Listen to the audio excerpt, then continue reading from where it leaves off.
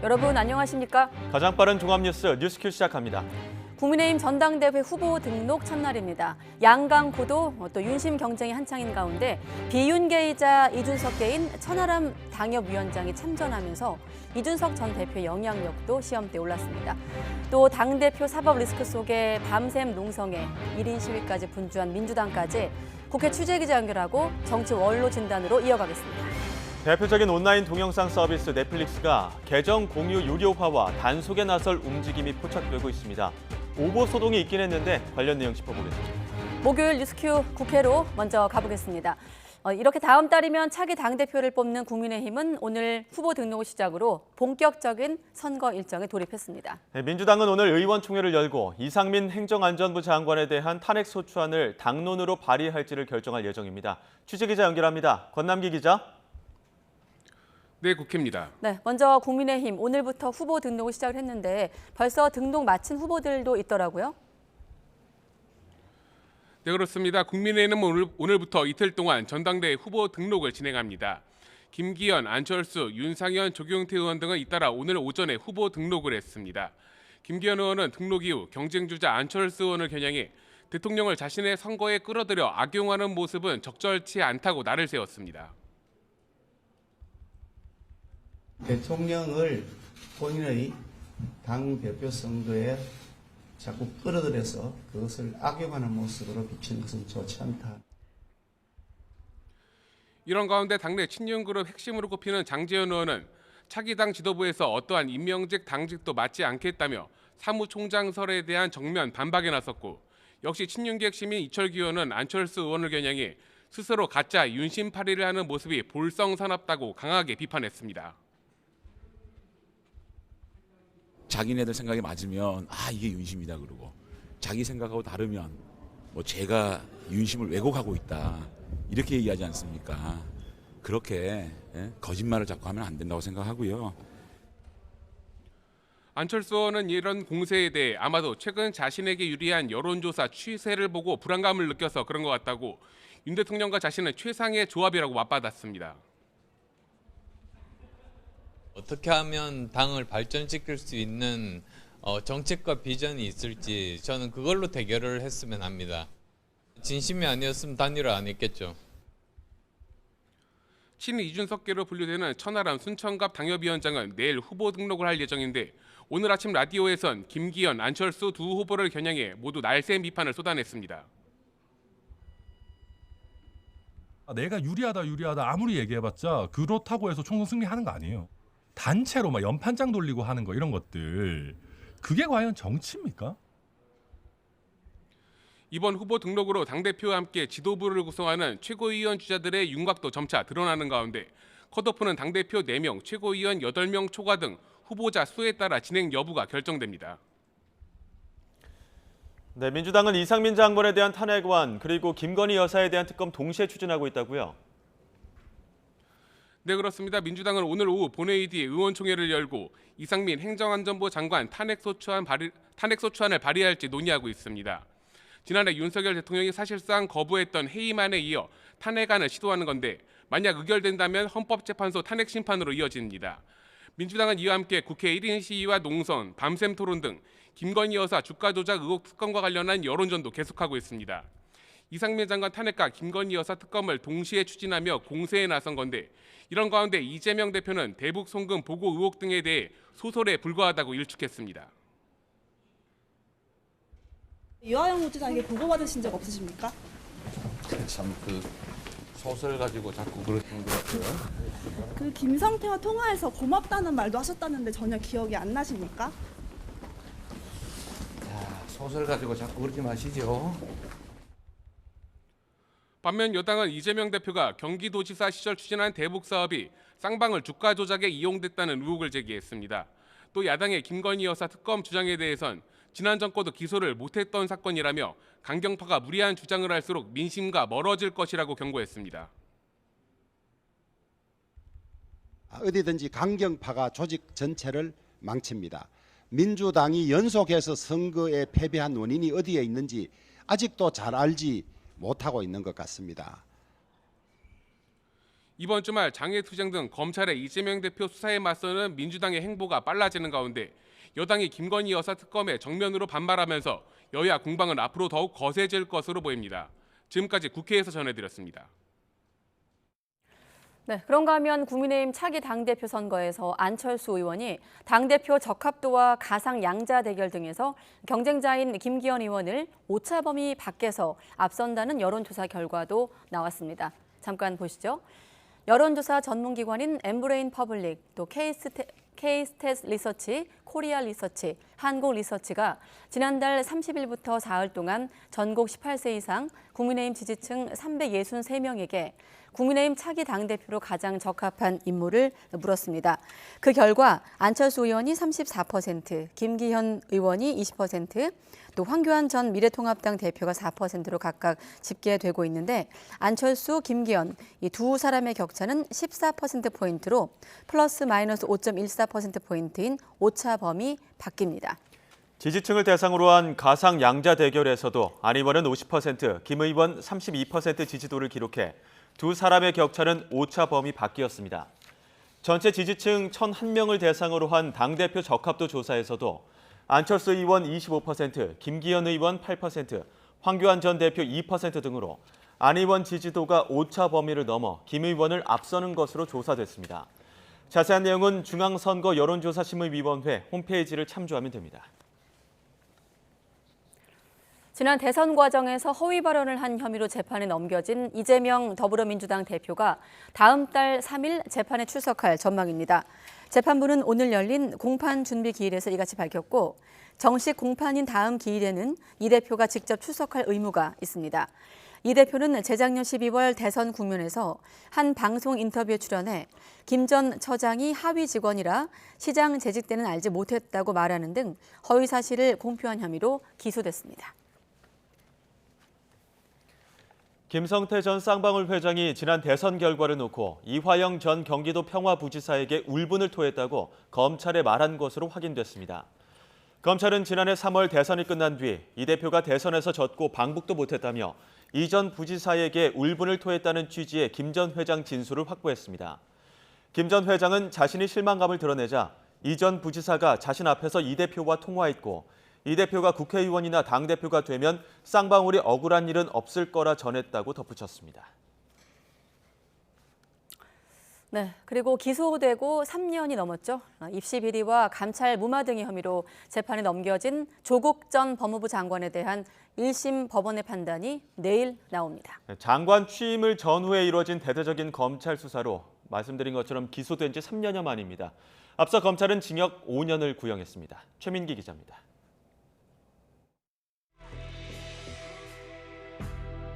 지난 2019년 말 재판에 넘겨진 조국 전 법무부 장관의 1심 선고가 내일 내려집니다.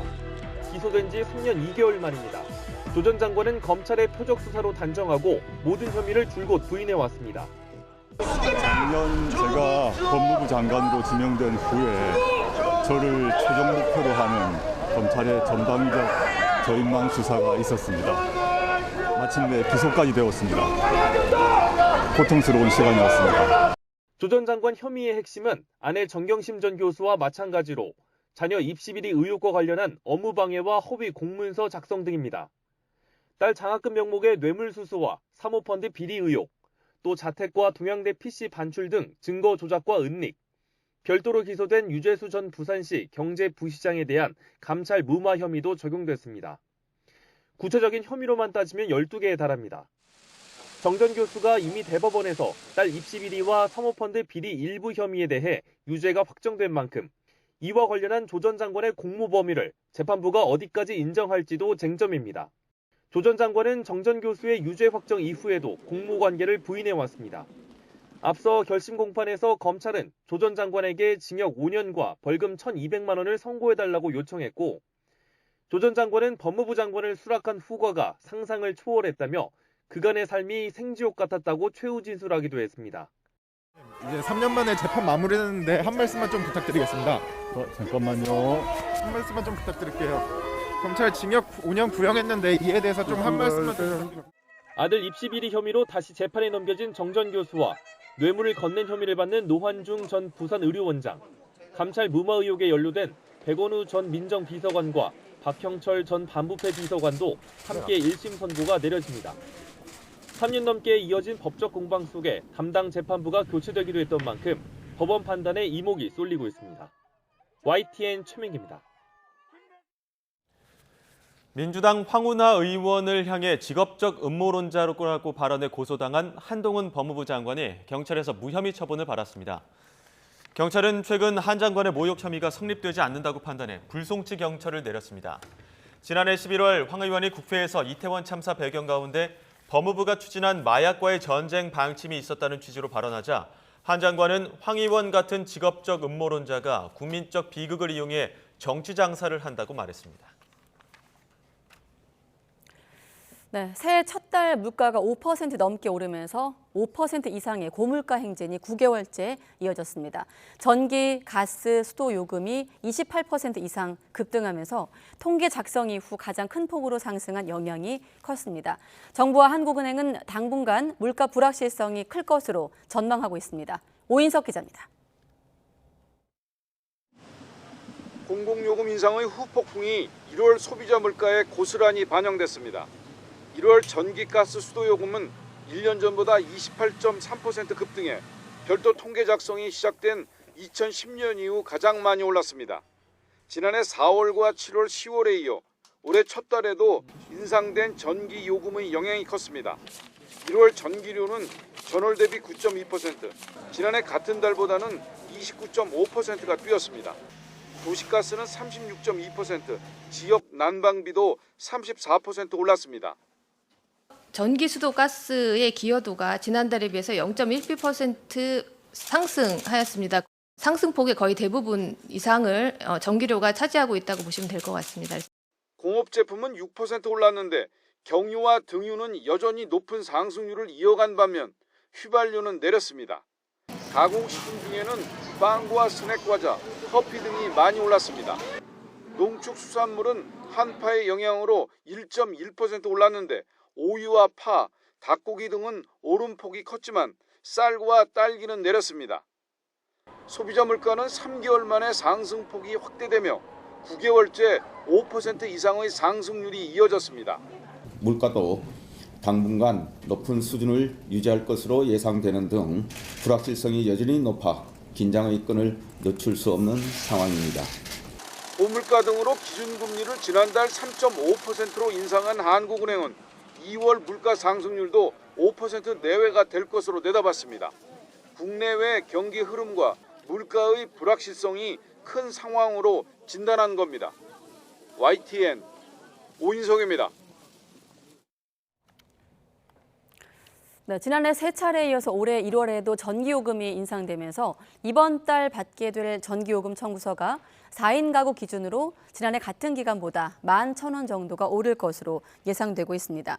가령 가구당 한 달 전기를 304kW 사용한다고 가정했을 때 전기료는 45,000원에서 56,000원으로 26% 인상될 것으로 보입니다. 산업부 관계자는 전기료가 난방비처럼 폭등하진 않을 거라면서도 난방비 걱정에 전기장판 등을 지나치게 많이 쓰면 전기료가 크게 오를 수 있다고 말했습니다. 네, 특히 난방비 대란이 이어지면서 정부가 에너지 바우처 지원 금액을 2배로 늘리겠다고 발표를 했습니다. 에너지 바우처, 취약 계층에게 전기나 도시가스, 연탄 등 각종 에너지 비용을 지원하는 제도를 말합니다. 하지만 지원액이 늘어나도 마음껏 쓸 수는 없다고 하는데 왜 그런 건지 박정현 기자가 취재했습니다.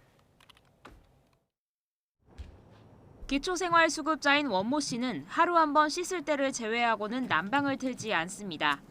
그래서 지난달 도시가스 요금은 기본 요금인 1,100원만 나왔습니다. 가스 사용은 샤워할 때라든가 뭐 설거지하고 그럴 때만 잠깐 써야 되는 거고. 현재 실내 온도는 9도입니다. 난방을 하지 않아 바닥을 만져보면 냉기가 그대로 올라옵니다. 1년에 15만 원 남짓하는 에너지 바우처를 받으면서도 한겨울에 마음 편히 난방을 떼지 못하는 건 전기와 도시가스, 지역 난방 가운데 딱 한 가지 품목만 바우처로 살 수 있기 때문입니다. 원 씨는 셋 중에 전기요금을 내는데 바우처를 쓰기로 해서 난방요금은 지원받지 못하는 겁니다. 전자제품이 아무래도 현대생활에는 더 많으니까 둘 중에 하나 선택을 하니까 전기를 하게 되면 가스가 바우처가 안 돼요. 기록적인 한파에 에너지값 폭등까지 겹치자 정부는 이번 겨울 에너지 바우처 액수를 15만 2천 원에서 30만 4천 원으로 2배 높이기로 했습니다. 하지만 요금을 차감할 품목을 지금처럼 중복 선택할 수 없도록 막아둔 만큼 바우처 금액을 올린 효과도 미미할 수밖에 없습니다. 한 개 품목만으로는 전체 지급액을 채우기 어려운데 잔액은 다른 데 쓸 수도 없어 무용지물입니다. 전기와 도시가스 등에서 바우처를 나눠서 동시에 사용할 수 있도록 제한을 풀어달라는 요구가 나오는 이유입니다. 좀 많이 쓸 때는 월별로 한 15,000원 정도 나와요. 그러니까 이제 뭐 겨울철 한 4개월 따지더라도 기껏 써봤자 6만 원이면 아주 많이 쓰는 거예요. 산업통상자원부는 에너지 바우처가 민간 사업자들과 연계돼 프로그램상 데이터를 통합하기 까다로워 중복 할인을 막아왔다고 설명합니다. 다만 실물 카드를 통해 바우처 지원 금액을 직접 입금받는 경우 중복 할인을 받을 수 있다며 요금 차감 방식도 올해 안으로 중복 할인이 가능하도록 시스템 개선을 검토하겠다고 덧붙였습니다. YTN 박정현입니다. 난방비 폭탄으로 어려움을 겪고 있는 에너지 취약층을 위해 정부가 난방비 지원책을 추가 발표했죠. 지난해 12월부터 올해 3월까지 동절기 넉 달 동안 부과되는 가스요금을 할인해주는 방식인데 모든 기초생활수급자와 차상위 계층에게 올겨울 난방비로 총 59만 2천 원을 지원하는 내용입니다. 그렇다면 여기에 쓰이는 재원 마련, 예산은 확보해놓고 지원책을 발표한 걸까요? 우선 1차 지원 대책에 드러나는 1,800억 원은 기획재정부 예비비를 포함해 충당이 됩니다. 그런데 어제 내놓은 2차 대책에 쓰이는 돈, 이 3천억 원이 문제입니다. 정부는 가스공사가 운용비로 비용을 처리하고 내년 가스요금 결정 때 반영할 것이라고 밝혔습니다. 한마디로 가스공사가 떠안는 거죠. 가스공사라고 여력이 될까요? 이미 가스공사의 미수금, 영업 손실이 지난해 말 기준 9조 원에 달합니다. 우크라이나 전쟁이 발발한 작년을 기점으로 가파르게 늘어난 미수금은 1분기 요금 동결로 5조 원 이상 더 늘어날 거란 전망도 있는데요. 눈덩이같이 불어난 미수금을 털어내기 위해 가스공사는 인력 감축 등 허리띠를 졸라매고 있지만 정부의 난방비 지원 비용까지 떠안으면서 결국 가스요금 인상은 불가피해 보입니다. 미수금을 올해 안에 모두 해소하려면 가스요금을 최대 3배까지 올려야 한다는 관측도 나오고 있죠. 정부가 예산 확보 없이 부랴부랴 대책을 내놓다 보니 취약계층 난방비를 다른 시민들 요금을 더 내는 방식으로 해결하겠다는 셈입니다. 반짝 대책으로 난방비 폭탄을 수습하는 바람에 가스요금 인상만 부채질하는 것 아니냐는 지적에 정부 관계자는 어려운 분들을 전 국민이 십시일반 돕는 것이니 재정의 개념과 비슷하다고 설명했는데요. 국민이 내는 가스요금으로 정부가 생색내는 것 아니냐는 지적을 피하긴 어려워 보입니다. 네, 미국 중앙은행인 연방준비제도가 올해 첫 공개시장위원회에서 0.25%포인트 금리 인상을 단행하며 지난해 긴축 정책 기조를 이어갔습니다. 하지만 시장은 파월 의장의 물가 상승세 둔화 발언에 주목하면서 금리 인상을 머지않아 멈출 거라는 기대감을 보이기도 했습니다. 먼저 워싱턴 권준기 특파원의 보도입니다. 연방준비제도가 지난해 3월 이후 8번째 기준금리 인상을 단행했습니다. 0.25%포인트 금리를 올리며 금리 상단을 4.75%로 높였습니다. 지난해 0.75%포인트 자이언트 스텝을 이어가던 데 비하면 베이비 스텝으로 보폭을 줄였지만 지난 2007년 10월 이후 최고 금리를 찍었습니다. 우리나라와 금리 격차는 최대 1.25%포인트로 벌어졌습니다. 연준은 최근 인플레이션이 잡히고는 있지만 여전히 높은 수준이라며 아직 금리 인상을 멈출 때가 아니라고 밝혔습니다. 다만 파월 의장은 앞으로 두어 번 더 금리를 올리면 적절한 수준이 될 거라고 말해 금리 인상 터널의 끝이 보인다는 걸 시사했습니다. So we've raised rates 4.5 percentage points, and we're talking about a couple of more rate hikes to get to that level we think is appropriately restrictive. 파월 의장의 현재 물가에 대한 평가도 주목됐습니다. 처음으로 디스인플레이션, 물가 상승률 둔화를 언급해 정책 전환 기대감을 더하게 했습니다. We can now say, I think, for the first time, that the disinflationary process has started. We can see that, and we see it really in goods prices so far. Goods prices is a big sector.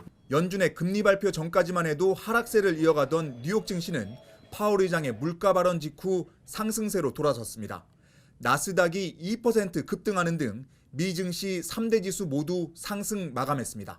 파월 의장은 일자리 시장에 큰 타격 없이 목표로 한 2% 인플레이션 달성이 가능하다며 경기 침체를 피하면서 연착륙할 수 있을 것으로 전망했습니다. 워싱턴에서 YTN 권윤규입니다. 네, 그동안 기준금리를 빠르게 높여왔던 미국이 이렇게 확실한 속도 조절에 나서면서 국내 금융시장도 모처럼 웃었습니다. 주식시장은 반등하고 원달러 환율은 큰 폭의 내림세로 장을 마감했습니다. 취재기자 불러보겠습니다. 김지선 기자. 네, 경제부입니다. 네, 그러니까 주식은 오르고 환율은 내렸다고요? 네, 오늘 코스피는 어제 종가보다 1.3% 넘게 오른 2,480선에서 거래를 시작했습니다. 이후 상승폭을 줄이는가 싶더니 다시 오르면서 0.78% 오른 2,468.88에 마감했습니다. 코스닥 지수도 어제보다 1.82% 오른 764.62에서 장을 마쳤습니다. 반대로 원달러 환율은 10원 넘게 하락했습니다. 어제 종가보다 11.3원 내린 1,220원으로 거래를 시작한 뒤 오전 한때 1,216원대까지 내려왔다가 소폭 오른 1,220.3원에 마감했습니다. 종가 기준으로 지난해 4월 1,219.5원을 찍은 이후 약 10개월 만에 가장 낮은 수준입니다. 미국 연방준비제도가 이번 회의에서 고강도 인상에서 벗어나 기준금리를 0.25%포인트만 높이면서 시장이 반색한 것으로 풀이됩니다. 네, 시장이 반색했다. 이렇게 미국이 속도 조절에 들어간 건데 그럼 이번 달에 있을 한국은행, 우리금융통화위원회 결정에도 영향이 있겠죠? 네, 한국은행 금통위는 이번 달 23일에 회의를 열어 기준금리를 또 결정합니다. 미국이 기준금리를 0.25%포인트만 높이면서 일단은 부담을 덜게 됐다는 평가가 나옵니다. 미국과의 기준금리 역전폭이 커질수록 자본 유출 우려가 커지기 때문인데요. 미국이 속도 조절에 나섰고 경기 침체 속도도 빨라진 만큼 이번 금통위에선 기준금리를 동결할 가능성이 커졌다는 분석도 나옵니다. 다만 좀처럼 잡히지 않는 물가는 변수가 될 전망입니다. 지난달 소비자 물가는 가파른 공공요금 인상의 여파로 1년 전보다 5.2%나 치솟았습니다. 여기에 미국이 속도 조절에 나섰다고 해도 미국과의 금리 격차가 최대 1.25%포인트까지 벌어졌다는 점은 부담입니다. 금통위원들 사이에서도 기준금리 추가 인상을 놓고 의견이 팽팽한 상태여서 이번 달에도 기준금리를 인상할 여지는 충분히 남아있다는 시각도 있습니다. 지금까지 경제부에서 YTN 김지선입니다.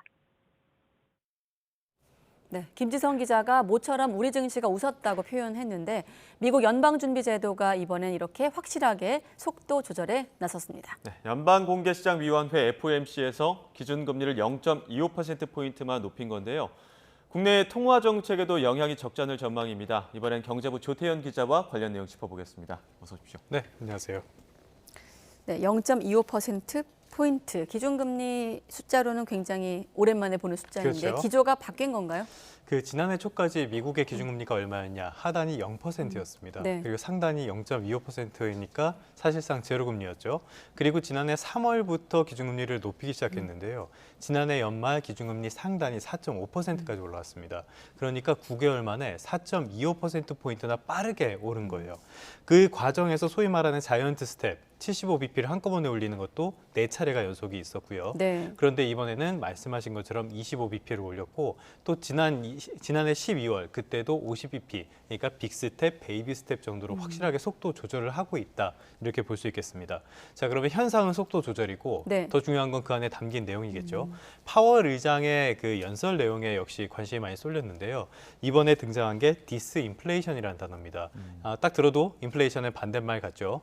그러니까 처음으로 공식적으로 물가가 상승세가 둔화하고 있다는 점을 연준에서 인정을 한 겁니다. 그 외에도 뭐 과도한 긴축 우려가 없다, 그런 의도가 없다 이런 말도 하면서 시장이 거의 뭐 만세 이런 분위기를 보였어요. 그때부터 그 시장이 반등을 하는 모습을 보였습니다. 그래서 이런 영향을 받아서 우리나라 역시 국내 증시도 오름세를 보였고요. 원달러 환율은 하락하는 모습을 보였습니다. 네. 예. 근데 이제 보폭을 줄이기는 했는데 그 파월 의장 설명을 보게 되면 인상 스텝은 계속 이어갈 것으로 보이는 것 같습니다. 앞서서 만세라고 말씀을 드렸던 예. 것들은 이제 비둘기적인 완화적인 신호들이고요. 근데 그것만 이야기한 게 아닙니다. 매파적인 신호들도 충분히 있었어요. 대표적으로 아직까지 물가 상승률이 높은 상황이다.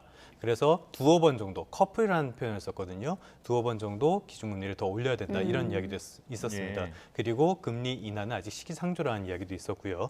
그런데 역시 이번에는 굉장히 좀 비둘기적인 신호에 관심이 많이 쏠렸다고 볼 수 있겠습니다.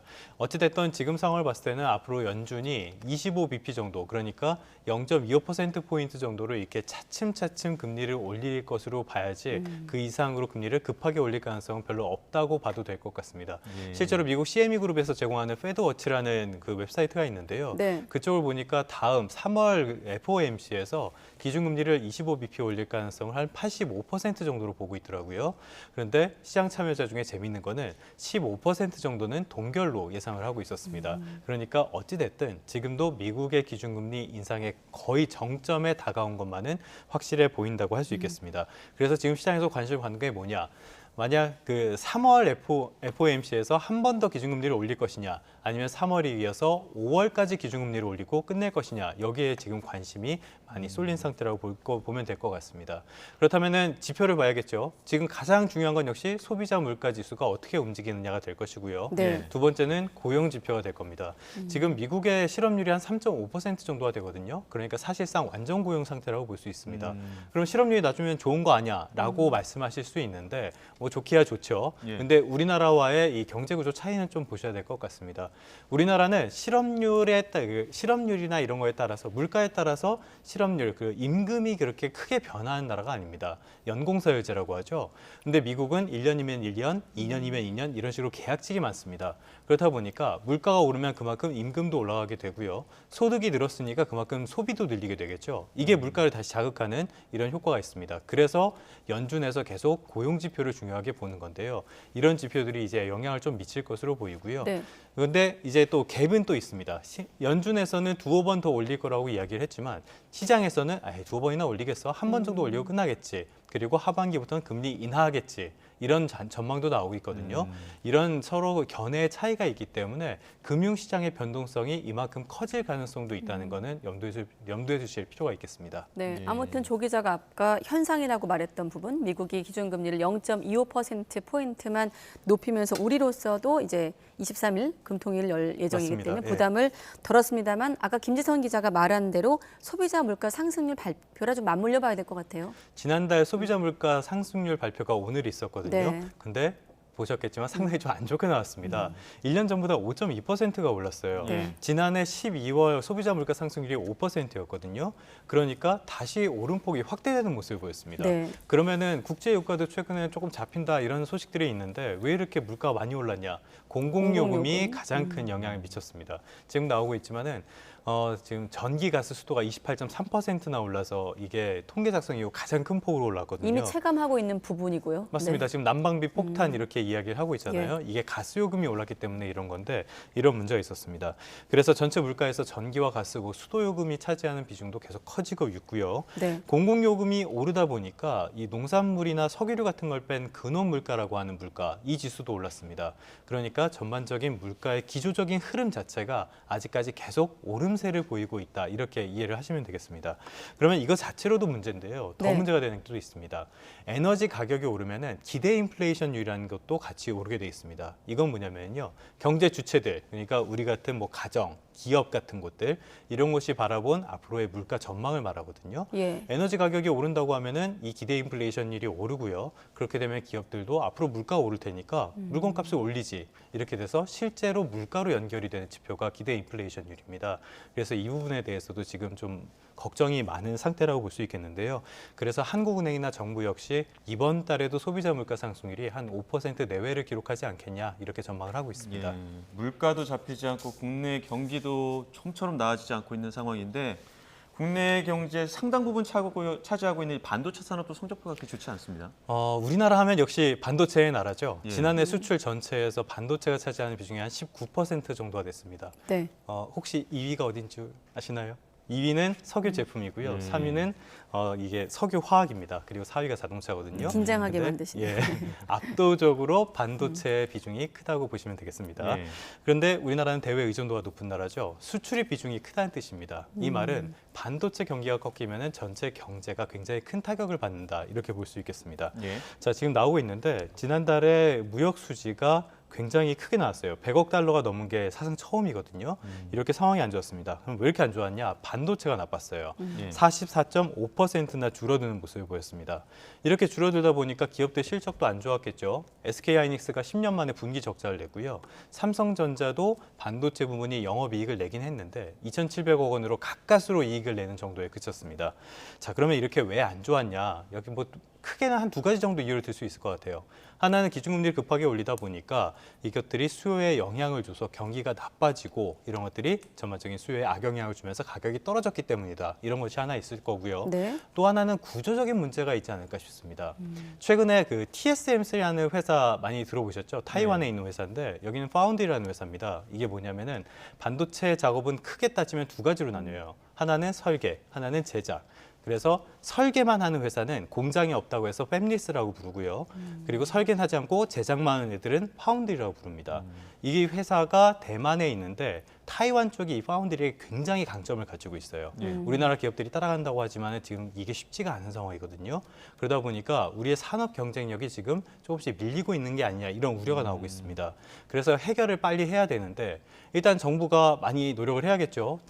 중국에 대한 너무 지나친 비중이라든지 뭐 원자재도 한 곳에 너무 의존하는 이런 문제들을 빨리 풀어야 될 거고요. 네. 그러면 정부만 노력해야 되냐? 국회도 노력해야 되지 않을까 싶습니다. 지금 미국이나 중국, 일본 같은 경우는 정부가 나서서 반도체 산업 육성을 위해서 굉장히 노력을 많이 하고 있어요. 근데 기억을 하시겠지만 반도체 설비 투자 세 공제율을 높이겠다고 했다가 이게 여야가 싸움만 했었죠. 네. 서로 설득 같은 건 하지 않고 뭐 부자 감세니 이런 이야기만 했었습니다. 그러다 소폭 인상하는데 그쳤는데요. 그래서 국회 쪽도 지금 이런 상황을 정말 엄중하게 인식을 하고 있는지 의문이 드는데 맹성을 할 필요가 있어 보입니다. 그러는 사이에 다른 나라들은 앞서가고 맞습니다. 있기 때문에 화력을 모으고 있기 때문에 그런 말씀 한 것 같고 아무튼 미국 연준의 결정 또 국내 물가, 경제 상황, 반도체 혹한기까지 한번 짚어줬는데 이런 모든 상황이 국내 통화 정책에 어떤 영향을 미칠까요? 기본적으로 물가는 통화적인 현상인데요. 기준금리라는 거는 지금 앞서 말씀드린 모든 경제 상황에 다 영향을 미치게 됩니다. 그래서 지금 한국은행의 고심이 깊어질 수밖에 없어 보이는데요. 일단은 기준금리를 더 높여야 될 이유도 있고요. 네. 반대로 기준금리를 낮추거나 최소한 동결해야 될 이유도 있습니다. 먼저 높여야 될 이유는 가장 큰 게 지금 나오고 있죠. 물가. 한국과 미국의 기준금리 차이가 있습니다. 지금 미국이 예고한 대로 2번 정도 기준금리를 더 올리고 우리는 동결을 하게 된다면 이 격차가 1.75%포인트까지 벌어지게 되거든요. 그렇게 되면은 환율 같은 게 다시 흔들릴 가능성이 있고요. 그리고 말씀하신 것처럼 물가 문제도 있습니다. 네. 또 하나는 이제 뭐 지금 야당이나 여당 일각에서 얘기가 나오지만 고물가 지원금 같은 게 실제로 정책화가 된다면은 그만큼의 돈이 시중에 대량으로 풀리는 거거든요. 이거 굉장한 부작용이 있을 겁니다. 여기에 대응할 필요도 있기 때문에 지금은 기준금리를 그렇게 조정하기가 쉽지 않은 상황도 있어요. 반대로 최소한 동결하거나 낮춰야 될 이유도 많습니다. 경기 침체가 문제가 하나 있죠. 그다음에 지금 주변에서 은행 이자 때문에 죽겠다 이런 말씀하시는 분들 많을 겁니다. 네. 이렇게 금융 안정이 흔들리고 있다는 점도 있고요. 그리고 지금 계속 부동산 시장이 경착륙 경로로 가고 있다는 거. 부동산 시장이 무너지면 이거는 건설사의 문제가 되고요. 전반적인 금융 시장에도 혼란을 줄 수 있습니다. 이렇기 때문에 굉장히 지금 금통위원들 사이에서 고심이 깊을 것 같은데요. 그래서 오는 23일에 열리는 금융통화위원회에서는 아주 이례적인 모습을 볼 수 있지 않을까 이런 전망도 나오고 있습니다. 무슨 얘기냐면은 하는 총재는 기본적으로 금통위원이거든요. 네. 그런데 총재이기 때문에 발언은 거의 하지 않고 의견을 듣기만 하는 역할을 많이 합니다. 그런데 지금 금리를 동결해야 된다. 그리고 금리를 더 올려야 된다. 거의 3대3으로 팽팽한 상태거든요. 이렇게 되면은 결국에는 한국은행 총재가 다음 통화 정책을 결정하는 모습을 볼 수 있을지 않을까 이런 전망도 나오고 있습니다. 그렇군요. 그게 이달 23일에 맞습니다. 결정될 예정입니다. 네, 경제부 조태현 기자와 경제 전반 다뤄봤습니다. 고맙습니다. 네, 고맙습니다.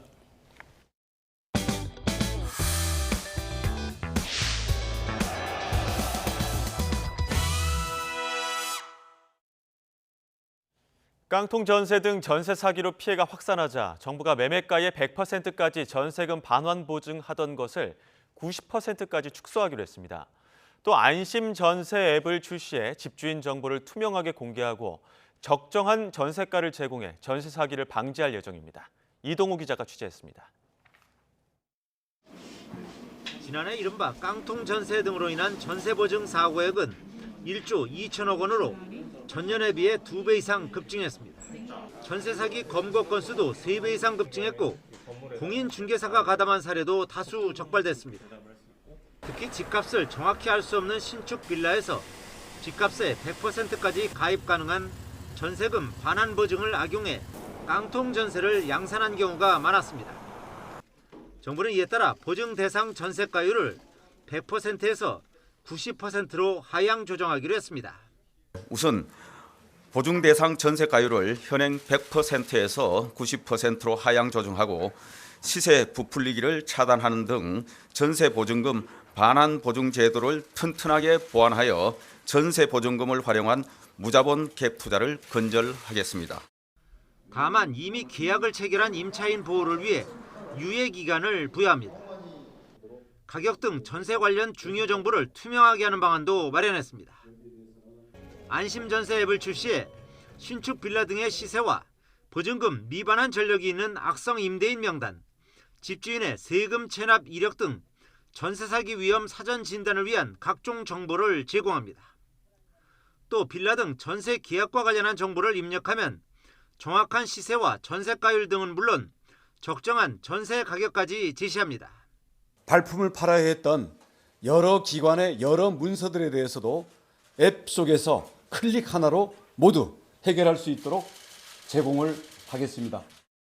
전세 사기 피해자의 저리대출 보증금 요건을 2억에서 3억 원으로 상향하고 가구당 대출액도 1억 6천에서 2억 4천만 원으로 높입니다. 수도권 공공임대 500호 이상을 추가 확보해 피해자들이 신속하게 입주하도록 할 방침입니다. 전세 사기에도 불구하고 대항력 유지 등을 위해 기존 집에 거주해야 하는 임차인에 대해서도 1, 2% 저리 대출로 대환할 수 있도록 합니다. YTN 이동우입니다. 경찰이 전세 사기 특별 단속에서 이른바 빌라왕 배후 조직 6개를 포함해 컨설팅 업자와 공인중개사 등 모두 1,900여 명을 잡아들였습니다. 지금까지 확인된 피해액만 2,300억 원이 넘는데 피해자들은 대부분 20, 30대와 서민들이었습니다. 강민경 기자가 보도합니다. 얼핏 평범한 가정집처럼 보이는 현관문. 그러나 거실이 있어야 할 곳에 간이 사무실이 차려졌고 각종 서류가 벽면을 한가득 채우고 있습니다. 경찰이 수도권을 중심으로 다세대 주택 등 3,400여 채를 매입한 뒤 보증금 70억 원을 가로챈 이른바 빌라의 신 배후 일당을 체포하는 장면입니다. 지난해 7월부터 전세 사기 특별 단속에 나선 경찰이 그동안의 성과를 발표했습니다. 6개월 동안 붙잡은 전세 사기범은 모두 1,941명. 구속된 사람만 168명인데 지난 21년 단속때와 비교해 피의자는 8배, 구속 인원은 15배나 늘었습니다. 보증금을 돌려줄 능력이 없는 가짜 임대인을 앞세운 뒤 배후에서 조직적으로 움직여 전세 보증금을 가로챈 일당이 포함됐습니다. 전국적으로 6,100여 채를 보유한 6개의 무자본 갭 투자 조직을 검거하고 범행을 기획한 컨설팅 업자, 임대인 등 14명을 구속하고 가담자 350여 명을 검거하였습니다. 사기 유형별로는 가짜 임대인과 임차인을 만든 뒤 정부가 무주택 청년에게 복잡한 절차 없이 최대 1억 원을 빌려주는 점을 이용해서 전세대출 지원금을 가로챈 경우가 가장 많았습니다. 빌라왕, 빌라의 신 사례처럼 바지 사장을 내세워 세입자의 보증금을 챙기는 수법이 뒤를 이었습니다. 경찰이 지금까지 확인한 피해 금액은 2,300억 원에 이릅니다. 피해자들은 1,200여 명인데 대부분 사회 초년생인 20대, 30대였습니다. 대상은 다세대 주택이 대부분이었습니다. 전세 사기는 서민의 기본권인 주거권을 침해하고 개인과 가정의 삶을 파괴하는 중대한 범죄입니다.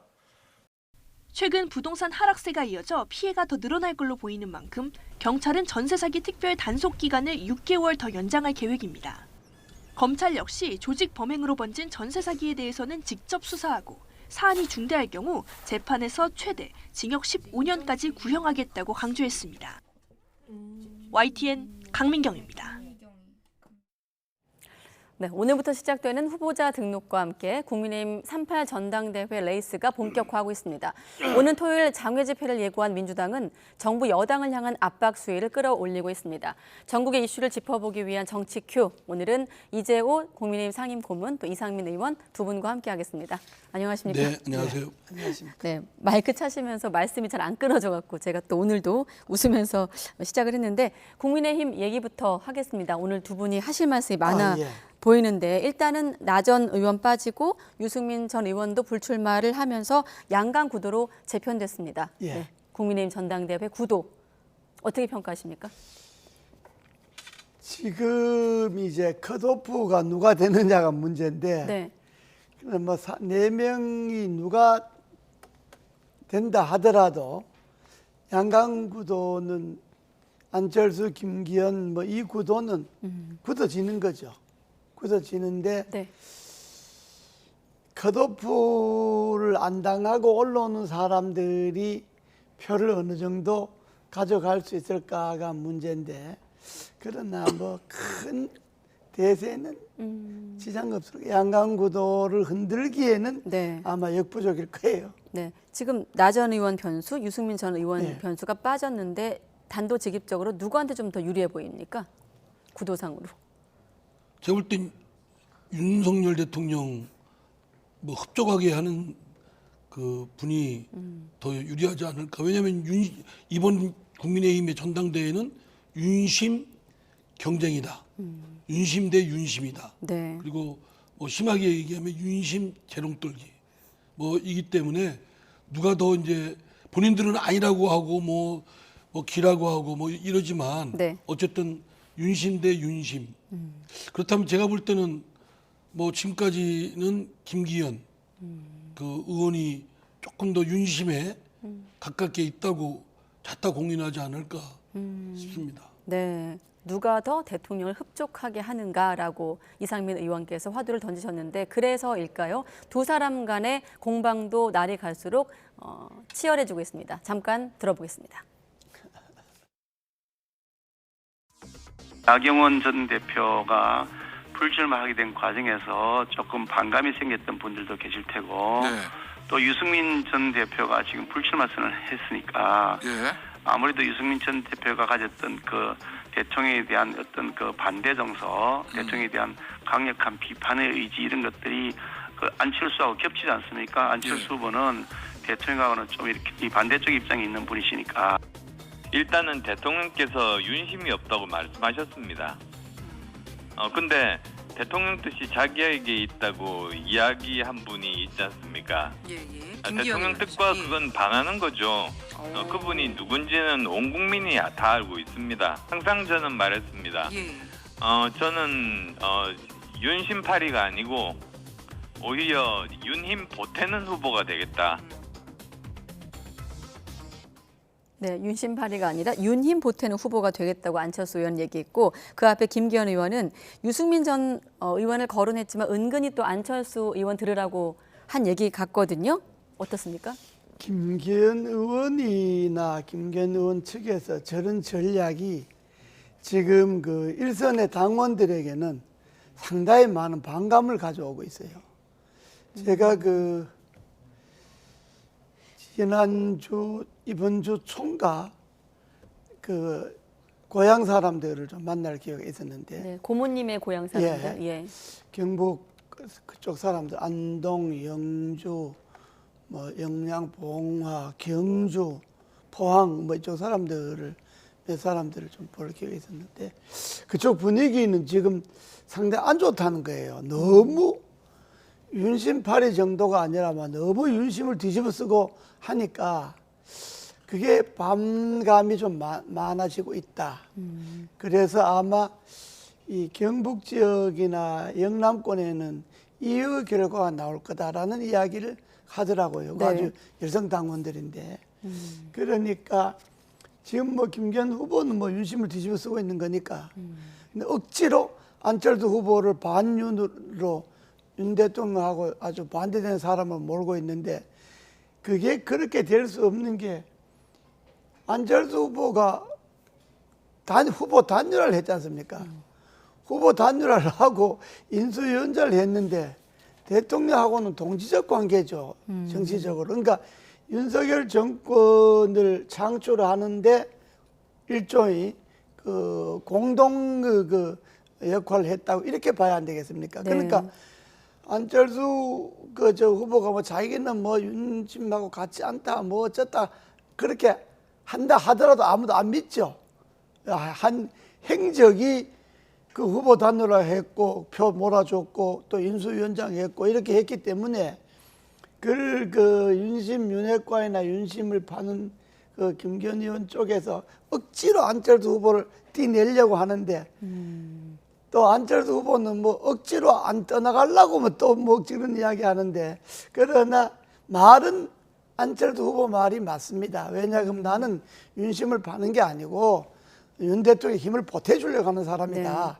네. 그 말은 예, 그 말이 맞는데 지금 당내 분위기가 좀 묘하게 돌아가요. 네, 방금 고모님 말씀하신 안철수 의원이 말한 부분 두 자로 줄이면 윤힘이에요. 윤힘? 본인이 강조하고 있는 단어. 마침 또 공교롭게도 손가락 메모에 적혀서 주목을 받았는데 사진 화면에 띄워봐 주시고 의원님도 의견 듣겠습니다. 윤힘이 적힌 안철수 의원의 손가락 메모입니다.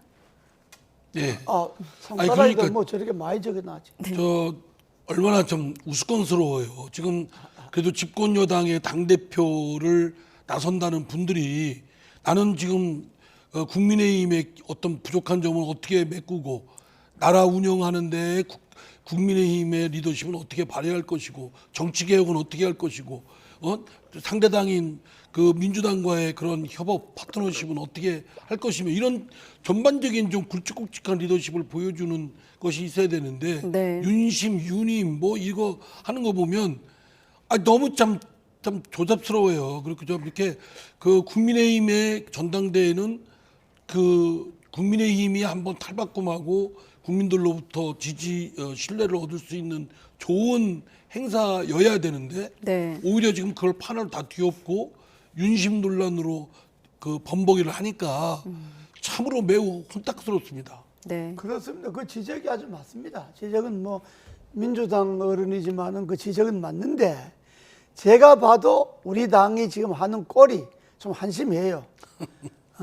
당 대표가 되어서 내년 총선 승리를 해서 윤석열 정권을 안정적으로 그 소위 정치를 할 수 있도록 만들어주겠다 하는 이 사람들이 기껏 한다는 게 표들려고 윤심이 어떻다 또 뭐 너는 윤심이다 니는 윤심이 아니다 뭐 이렇게 뭐 누구는 친윤이다 반윤이다 이걸 가르고 앉았으니까 그걸 보는 국민들은 마음은 어떻겠습니까? 저 사람들 저래 갖고 무슨 다이 되겠나 이렇게 이야기 안 하겠습니까? 지금이라도 이제 오늘 등록을 하니까 이때까지는 뭐 그냥 예열 과제라고 보고 네. 오늘부터라도 좀 당을 어떻게 개혁하겠다.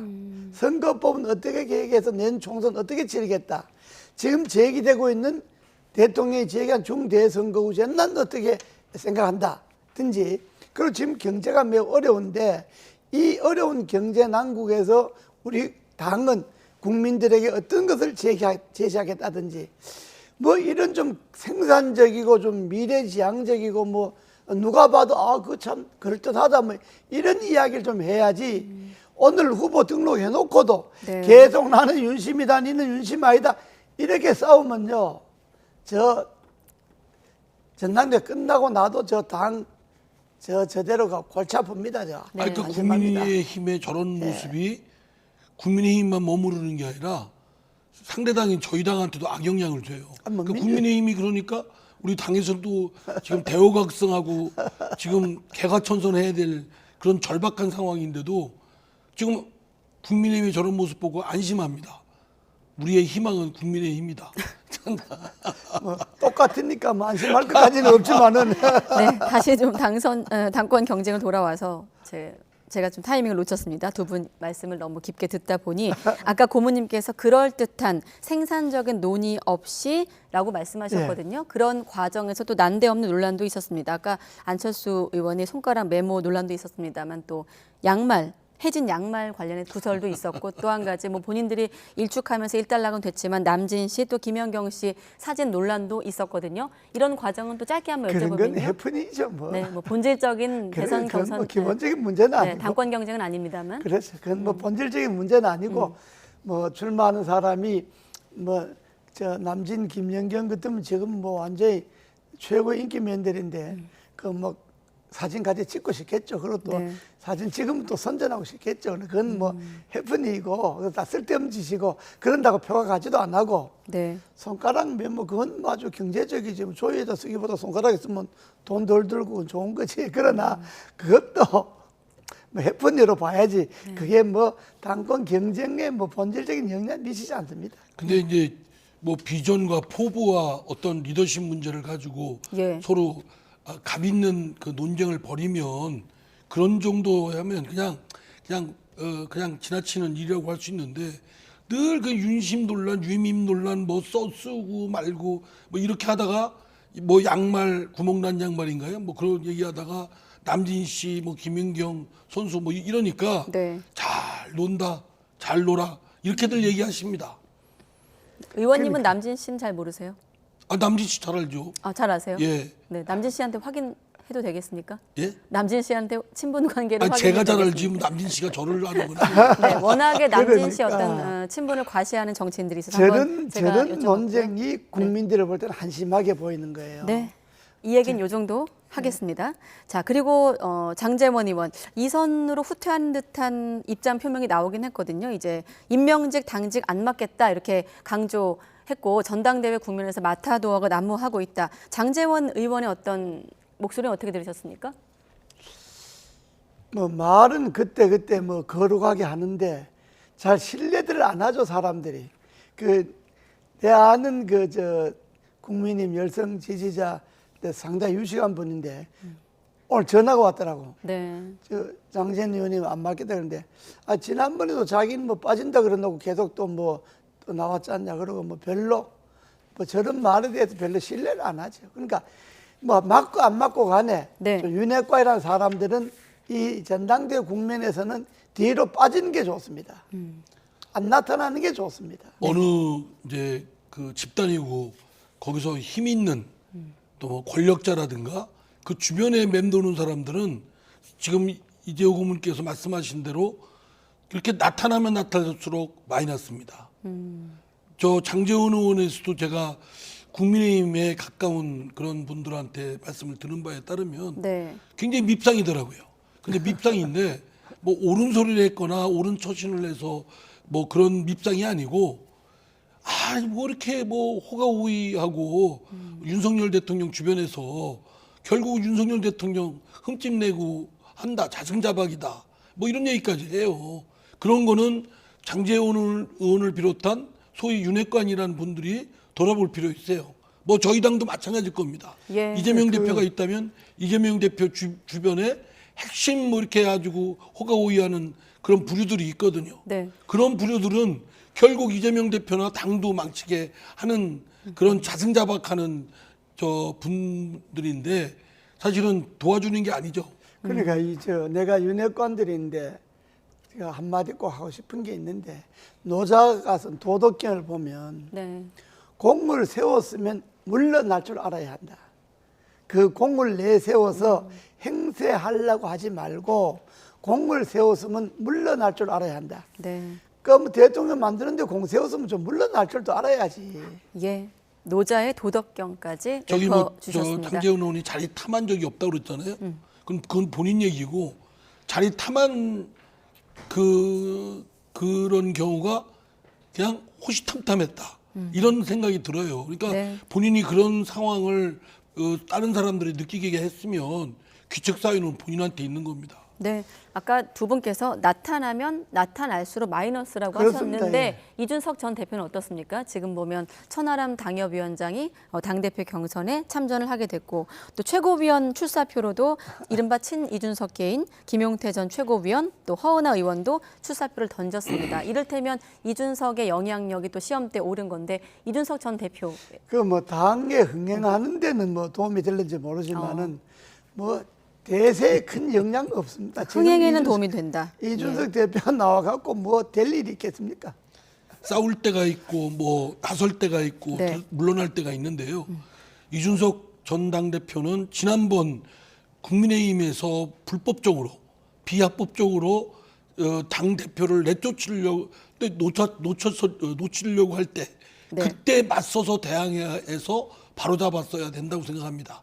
설사 뭐 뒤로 어차피 쫓김을 당할지언정 네. 그때 강하게 본인의 이미 그런 것을 구축을 했어야 되는데 그때는 유야무야 했거든요. 근데 지금 뒤늦게 나와서 갑자기 전당대회에 대리인을 내세워서 뭐 한다. 글쎄 그게 곱게 보일까? 맞습니다. 당당하게 보이지가 않습니다. 윤핵관이 설쳐서 손해 보듯이 젊은 분들이 나오는 건 좋죠. 뭐 대표를 나오든 최고나 좋은데 네. 그 뒤에 이준석이 있다 그래갖고는 그게 별로 도움이 안 됩니다. 네. 특히나 또 사전을 좀 찾아봤는데 간제비, 하고제비를 정리해야 된다고 이제 SNS에 올리기도 했습니다. 참고로 간제비는 뜻만 들이고 간을 보는 사람, 하고제비 무슨 일이든 하려고 덤비는 사람 이런 뜻이더라고요. 예. 네. 일단 전당대회에서 이준석 전 대표의 변수는 별로 없을 거라고 하셨는데 의원님은 생각 어떻습니까? 제가 볼 때는 그러니까 정치인이 나설 때가 있고 물러설 때가 있는데 네. 그 때를 지난번 놓쳤고 그 뒤에 뭐 어떤 명분을 내서서 한다고 해도 본인도 아니고 대리인을 하는 그 모습은 썩 그렇게 당당해 보이지가 않아요. 젊은 사람의 패기도 볼 수가 없고 네. 그야말로 간제비라고 하고 하는데 사실은 과연 기회주의적이라는 그런 비판에 이준석 당대표가 피할 수가 있는지 면할 수가 네. 있는지 저는 동의하기 어렵습니다. 이번 전당대회는 이준석 전 대표는 빠져 있는 게 좋습니다. 당을 위해서도 좋고 자기를 위해서도 좋고. 네. 일단 간제비와 하고제비의 뜻은 저희가 보여드렸기 때문에 지금의 국민의힘 전당대회 흐름과 한번 비교하면서 누군지는 시청자 여러분의 판단에 맡기겠습니다. 자, 그리고 민주당 얘기하기 전에 대통령 행보 잠깐 넘어가 보겠습니다. 대통령이 1년 만에 박정희 전 대통령 생가를 찾았는데 마침 공교롭게도 전당대회 한 달여 앞둔 시점 또 박근혜 전 대통령 생일도 하루 앞두고 있다고 하더라고요. 방명록에 이렇게 글도 남겼는데 이번 행보는 어떻게 의미를 둘 수 있을까요? 지금 벌써 전에도 한번 갔지 않습니까? 세 번째라고 하더라고요. 취임 이후는 처음입니다. 취임 이후는 처음이지만은 네. 대통령 되기 전에도 갔지 않았나요? 네, 두 번 간 걸로 알고 있습니다. 대선 때도 가고 뭐. 그 경북 정서를 얻으려면 박정희 대통령 그 생가를 자주 가는 게 덕이 된다고 그렇게 이제 보시는데 네. 그것도 과유불급이라고 너무 자주 가면 반대 여론이 또 많습니다. 네. 왜냐 그러면 박 대통령은 우리 역사에 공과 과가 있지 않습니까?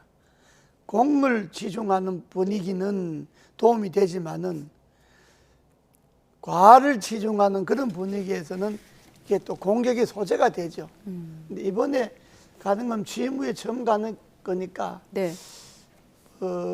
갈 수도 있겠지만은 그러나 대통령이요. 이 대통령이 누구를 뭐 자기보다 더 이름 있는 사람이나 유명한 사람을 업고 그 덕을 보려고 하면 잘 안 됩니다. 대통령이 자기 지도력, 자기 정치력을 개발을 해서 국민들 앞에 자기 정치력과 자기 지도력을 보임으로 해서 그것이 우리 역사에 영향을 끼친 그 훌륭한 분들과 견주어지도록 이렇게 일을 해야지 네. 어디 뭐 찾아가고 뭐 그렇게 자꾸 한다고 그래서 그게 꼭 좋은 건 아닌데 그러나 경상도 경북 인심 얻는 데는 일정하게 뭐 도움은 되겠죠. 환영 인파도 몰렸다고 하긴 하더라고요. 저는 윤석열 대통령이 제일 최우선적으로 먼저 해야 될 일이 있습니다. 갈기갈기 찢어지고 양극화되어 있고 아주 어쩌면 이 공동체가 해체되는 거 아니냐. 어쩌면 정신적 내전 상태라고까지 말하는 분도 있을 정도로 상당히 심각합니다. 네. 접합점을 찾기도 쉽지 않고 그러면 통합을 해야죠. 그럼 통합의 대한민국의 대통령으로서의 리더십을 보이는데 우선적으로 해야 되는데 네. 사실은 그러려면 반대파를 만나고 좀 더 소홀해진 쪽에 대해서 관심을 더 보이고 그래야 되지 않겠습니까? 그렇게 균형을 맞춰주는 노력을 대통령이 앞장서서 해야 되는데 그거는 사실은 거의 전무하다시피 해요.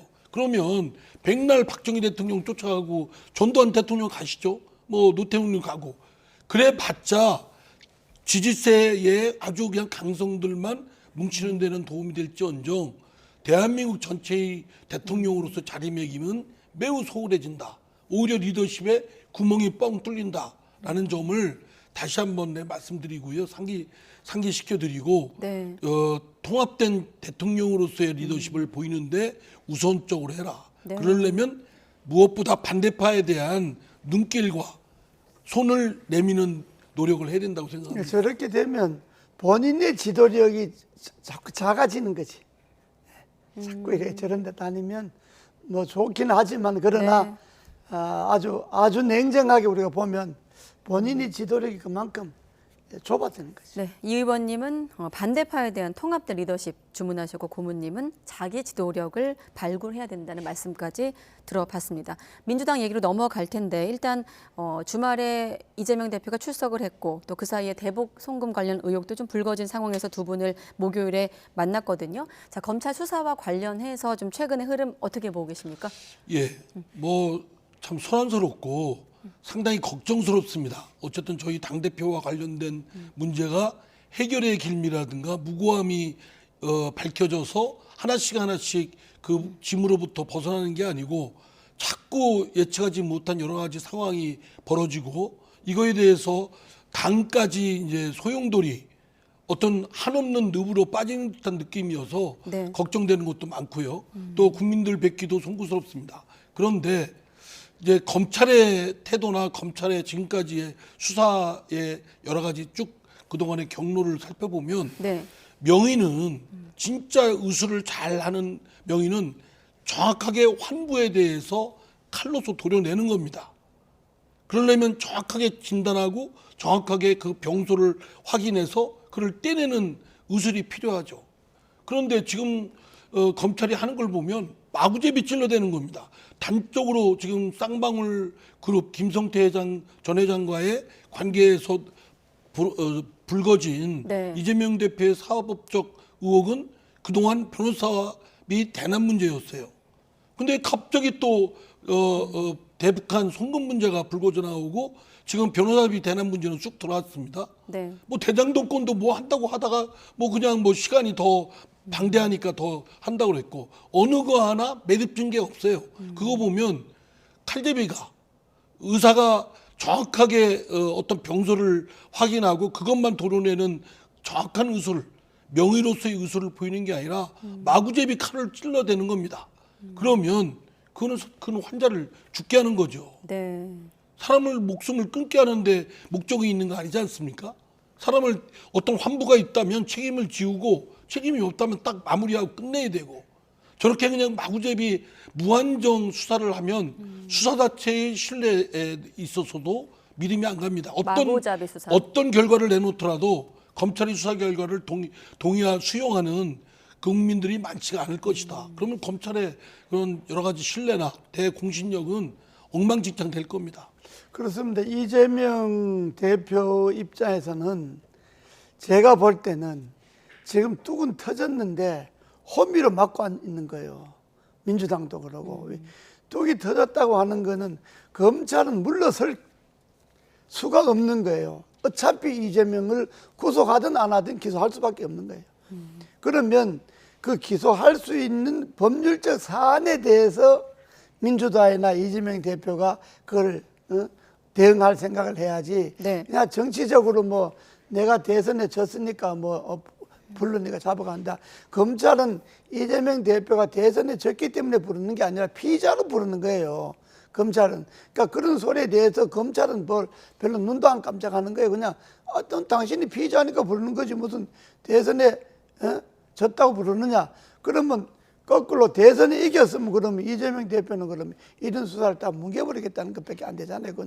그러니까 그렇게 대응하지 말고 뭐 오라면 가는 건 좋은데 앞으로 이것이 또 아주 여러 개 더 있지 않습니까 지금 하도.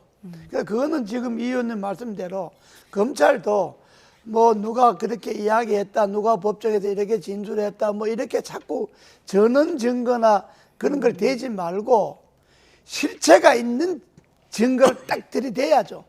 대장동의 돈이 428억이란 돈이 그게 당신이나 또는 당신 누구인대로 계좌가 넘어갔다든지, 네.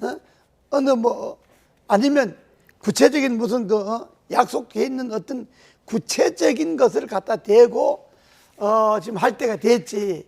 지금 너무 변죽을 울리는 것이 오래 가니까 국민들은 아이고 텔레비 터서 막 이재명만 나오면 아이고, 그러니까 이렇든 저렇든 네. 이게 빨리 실체적 진실을 드러내야지.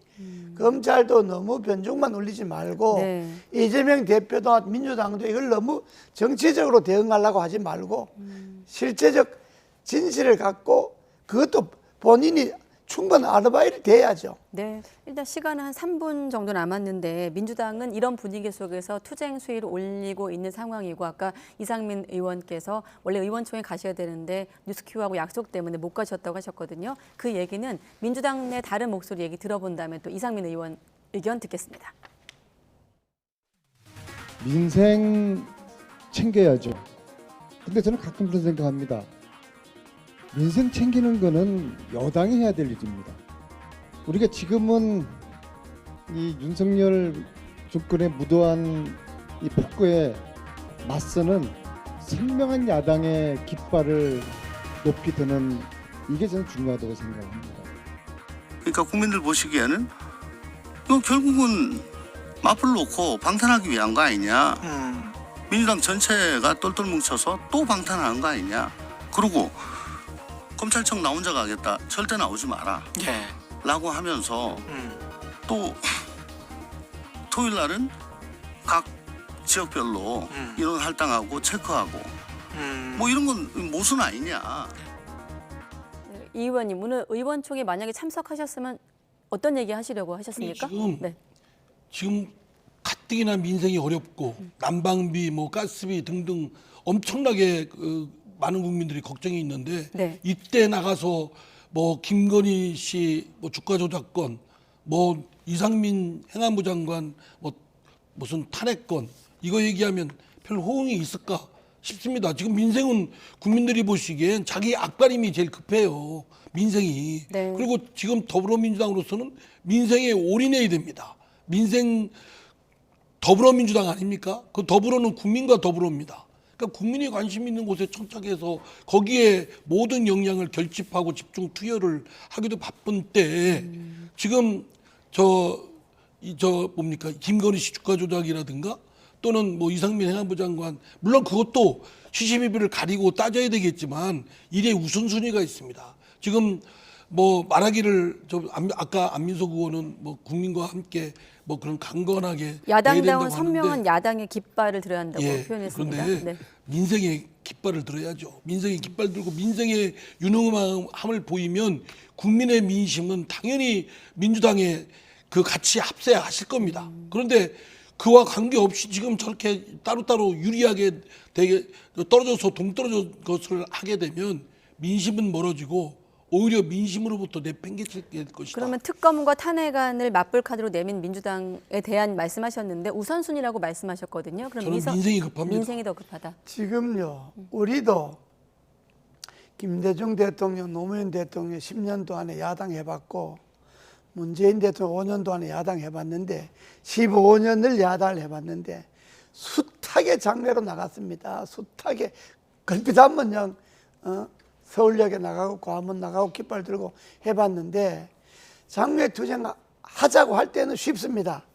아주 의기충천해서 하는데 다시 국회로 들어오기는 아주 그게 명분이 없어서 아주 힘듭니다. 네. 그러니까 지금 이 겨울에 민주당이 장외 투쟁을 한다는 건 뭐 야당이 그것밖에 할 게 없으니까 뭐 그렇다 치고 그 별로 좋은 방법, 현명한 야당으로서 대여 투쟁 방법이 아닙니다. 네. 오늘은 여기까지 듣겠습니다. 국민의힘 이재호 상임 고문, 또 이상민 더불어민주당 의원 두 분과 함께했습니다. 네, 두 분 고맙습니다. 예, 감사합니다.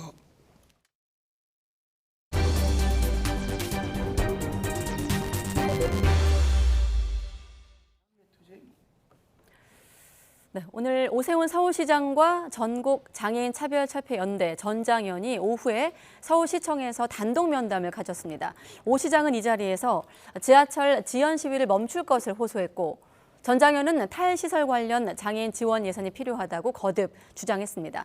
전장현은 내일 지하철 지연 시위의 중단 여부를 밝힐 예정인데 취재기자 연결해서 분위기 좀 더 들어보겠습니다. 김종균 기자. 네, 서울시청입니다. 네, 일단 오세훈 시장과 전장현의 단독 면담은 끝났습니까? 네, 그렇습니다. 오 시장과 전장현은 오후 3시 반부터 약 50분간 서울시청에서 만났습니다. 오 시장은 이 자리에서 극단적 형태의 지하철 지연 시위를 자제하기를 부탁한다. 서울 시민의 인내가 한계에 달했다고 여러 차례 밝혔습니다. 또 지하철을 84번이나 운행 지연시키며 철도안전법을 위반한 중범죄라며 전장현은 굉장한 강자가 됐다고 말했습니다. 이에 전장현 박경석 대표는 수차례 서울시장들이 지하철 모든 역사에 지하철 리프트를 설치하겠다고 약속했는데 지키지 않았다며 사과를 요구했습니다. 박 대표는 또 장애인 시설 수용은 차별적 관행으로 UN 장애인 권리 협약은 당사국의 모든 형태의 장애인 시설을 폐지하고 신규 입소를 금지하고 시설 투자를 막아야 한다고 했다며 탈시설 예산의 필요성을 주장했습니다. 이번 면담의 쟁점은 탈시설과 장애인 권리 예산, 전장현의 지하철 지연 시위 이렇게 두 가지로 좁힐 수 있습니다. 그동안 양측은 탈시설 관련 예산을 놓고 연일 장외 신경전을 벌여왔습니다. 탈시설이란 장애인을 시설에 수용하지 않고 장애인들처럼 생활할 수 있게 지원하는 것을 뜻합니다. 전장현은 서울시가 탈시설 논의에 직접 임할 것을 촉구하고 있습니다. 하지만 전장현이 요구하는 장애인 권리 예산 보장은 사실 기획재정부의 권한이기 때문에 오늘 면담은 근본적인 해결책이 나오긴 어려운 자리였습니다. 전장현 박 대표도 오 시장에게 기재부가 책임 있는 예산을 배정하도록 얘기해달라고 요청했습니다. 또 하나는 전장현의 지하철 지연 시위인데 오 시장은 무관용 원칙을 거듭 밝혀왔습니다. 현재 서울교통공사는 전장현의 열차 지연에 따른 손해배상을 요구하는 소송을 연이어 제기했고 민사 관련 조정안은 양측이 최종 거부해 소송전이 본격화할 가능성이 높은 상태입니다. 전장현은 면담 후 기자들과 만나 내일 지하철 선전전에서 합성 시위를 할지 말지 발표하겠다고 말했습니다. 지금까지 서울시청에서 YTN 김주길입니다. 대구 이슬람 사원 건축을 반대해온 주민들이 이번엔 공사 현장 근처에서 이슬람교에서 금기시하는 돼지고기로 수육을 삶으며 잔치를 벌이는 등 반발을 이어가고 있습니다.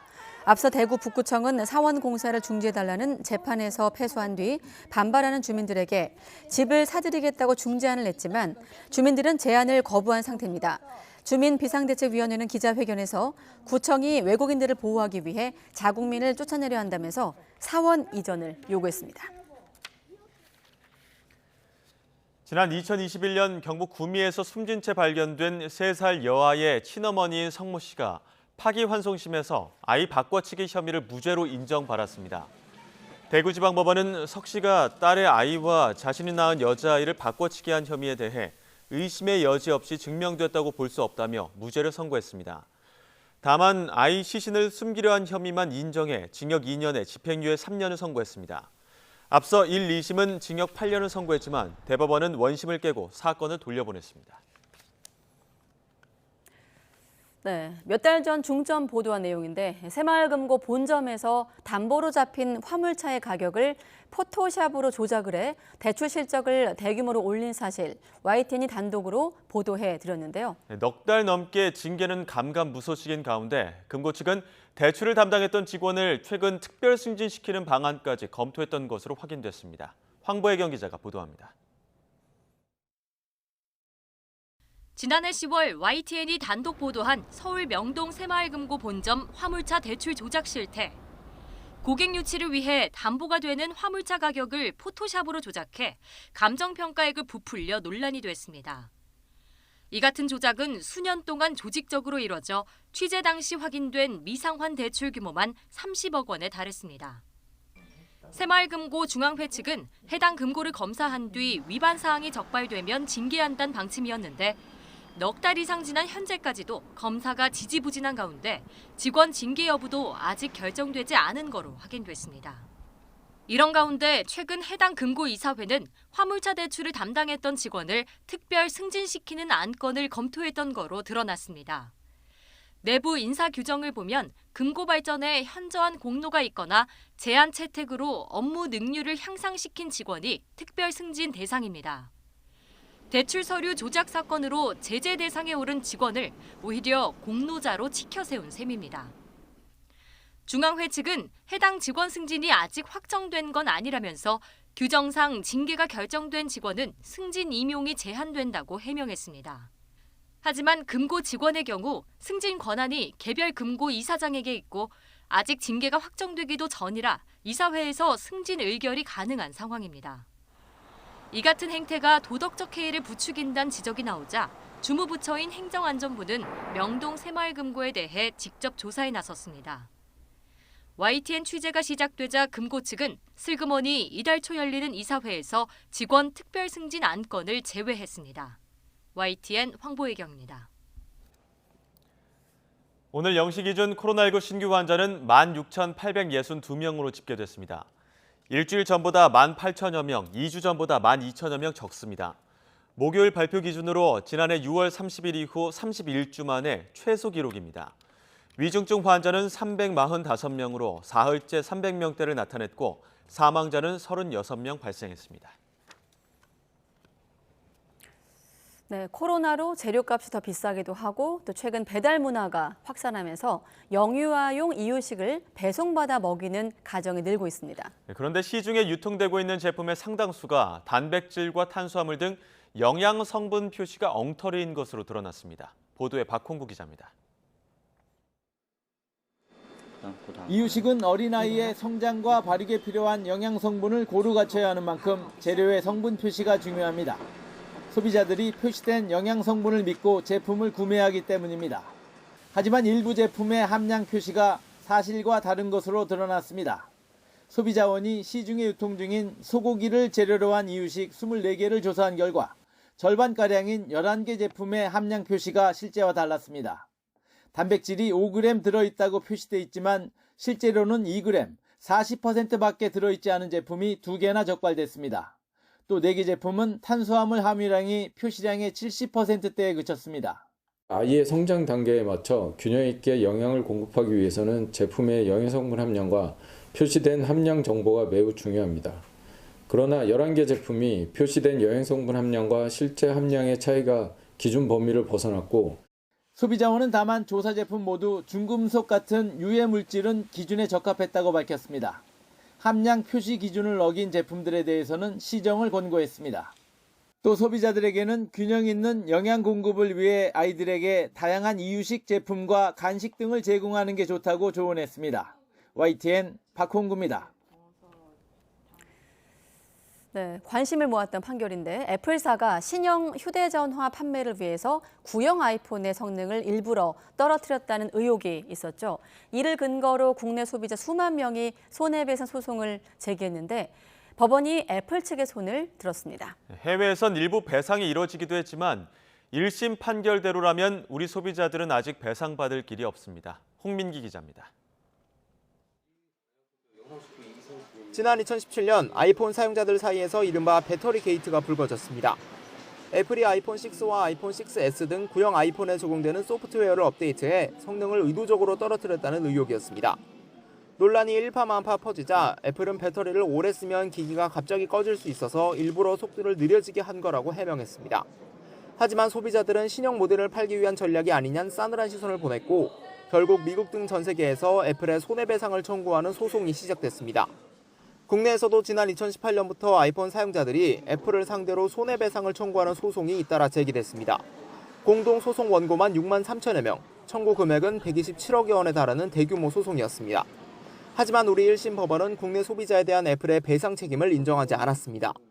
애플의 업데이트로 인해 실제로 아이폰의 성능이 떨어졌는지 판단하기 어렵다는 겁니다. 이탈리아나 프랑스 당국도 업데이트와 성능 저하가 연관이 있는지는 판단하지 않았고 우리 경찰과 국립과학수사연구원도 결론을 내리지 못했다는 점을 근거로 들었습니다. 판결 직후 소비자 측은 다른 나라와 달리 소비자 집단 소송 제도, 증거 개시 제도 등이 없는 우리 사법의 한계가 드러났다고 지적했습니다. 소송 원고뿐 아니라 모든 피해자에게 판결 효력이 미치는 집단 소송 제도가 우리나라는 증권 분야에만 한정돼 있어 기업 측이 소비자 보호에 소극적이란 주장입니다.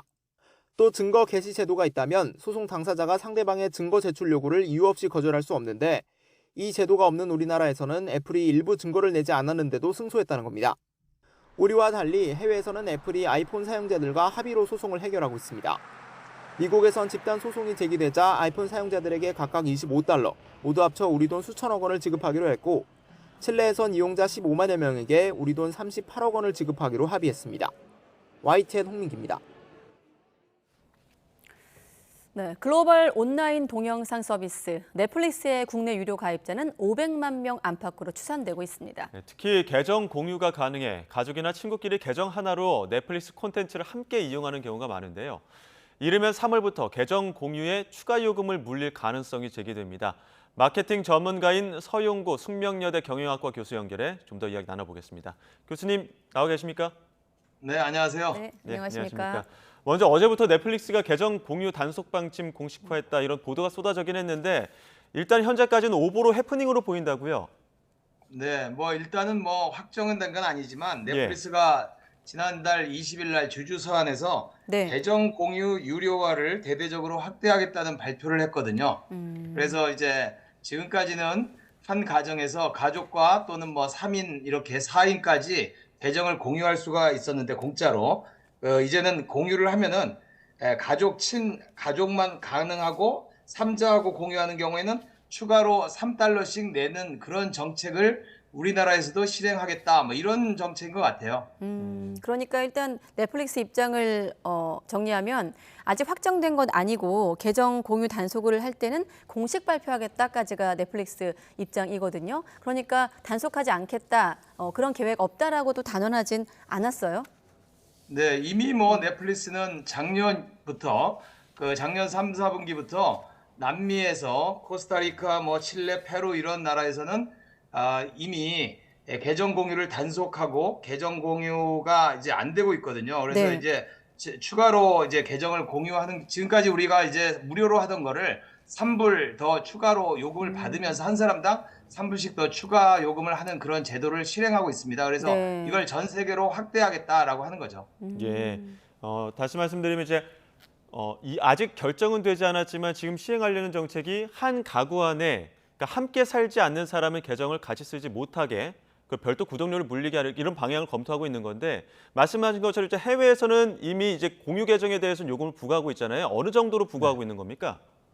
네, 그래서 이제 한 명이 추가되면은 3불 정도. 그래서 가족이어도 이제 다른 제주하고 서울에서 떨어져 산다 그러면은 이전에는 이제 그게 같이 이제 무료로 쓸 수 있었는데 이제 기기가 다르면은 추가로 이제 IP가 다른 경우에는 추가 요금을 내야 되는 그런 상황인데요. 지금 이렇게 된 데는 사실은 그 넷플릭스가 지금 수익성이 악화가 됐고 2021년에 한 주에 600불까지 가서 굉장히 그 기술주들이 다 올랐던 시절이 있었는데 2022년에 불과 1년 만에 3분의 1 토막으로 150불까지 주가가 떨어졌을 뿐만 아니라 수익성이 악화되고 지금 2억 3천만 명에 이르는 전 세계 넷플릭스 구독자의 숫자가 작년부터 지금 감소되기 시작했거든요. 그래서 위기의식을 많이 느끼는 것 같습니다. 네, 아무튼 지금 분위기 상으로는 당장은 아니지만 가족이라도 함께 살지 않거나 친구 또 지인 계정을 빌려 쓰고 있는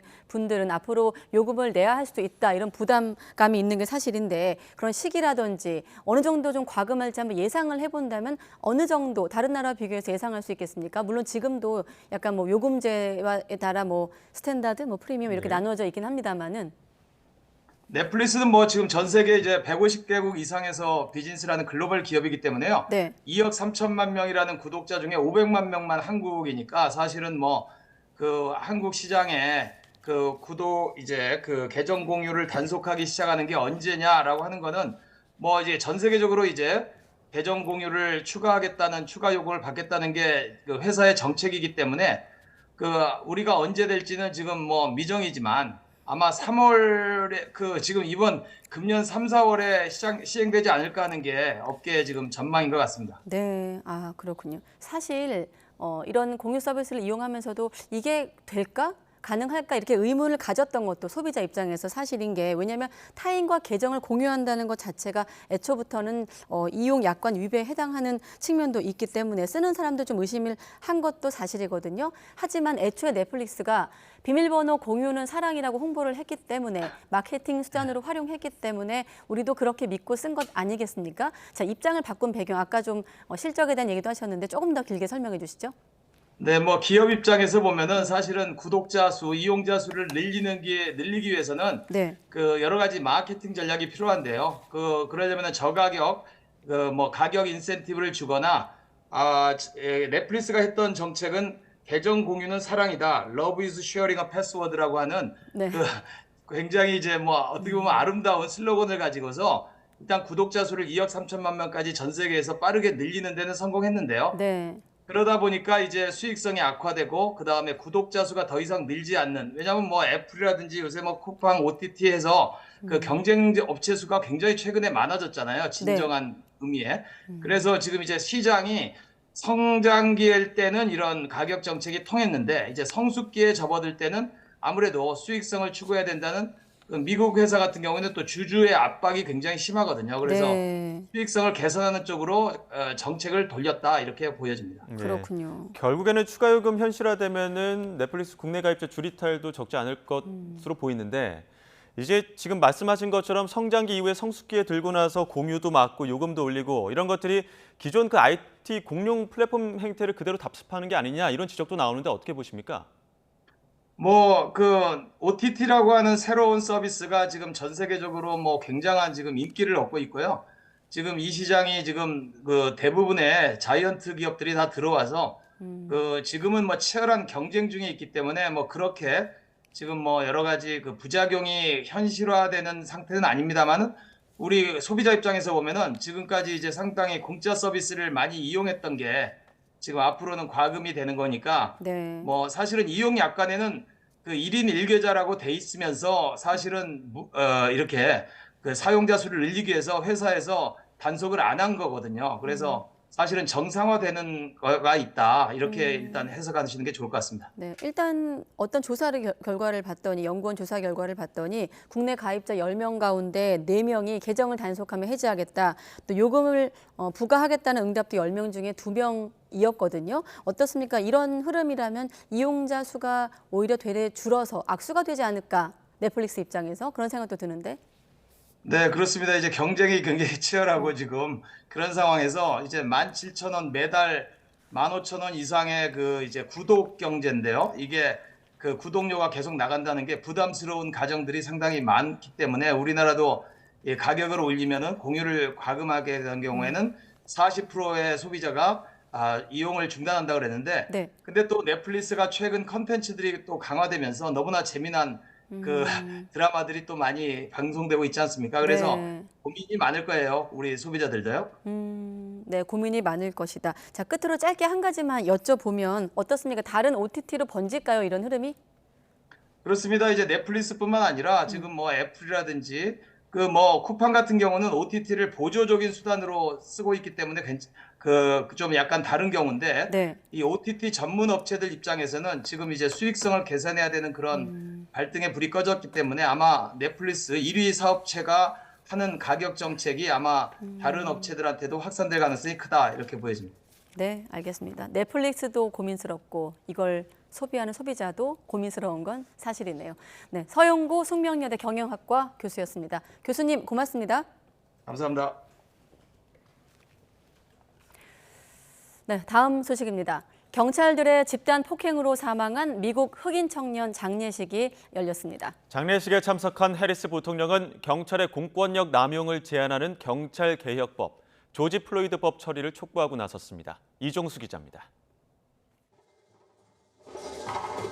현지 시간 지난달 7일 경찰 5명으로부터 집단 폭행당해 숨진 29살 흑인 청년 타이리 니컬스의 장례식. 니컬스의 모습을 담은 사진 영상들로 고인을 추모한 장례식에는 카멀라 해리스 부통령과 3년 전 경찰의 과잉 진압으로 숨진 조지 플로이드의 가족들도 참석했습니다.